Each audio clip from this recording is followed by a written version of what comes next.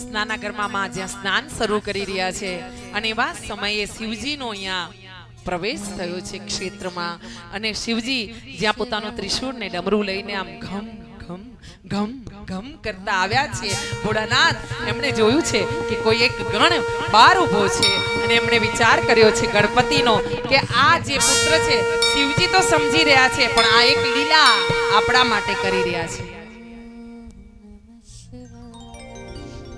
ભોળાનાથે સીધા સીધા અંદર પ્રવેશ કરવા માટે પગ ઉપાડ્યા છે અને ત્યાં જ લઠ લઈને ગણપતિએ વચ્ચે મૂકી દીધો છે ખબરદાર સાવધાન મારી માતા સ્નાન કરવા ગઈ છે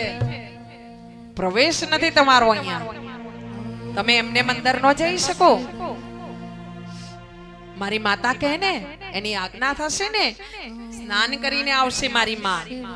અને પછી કહેશે તો તમને અંદર પ્રવેશ મળશે ખબરદાર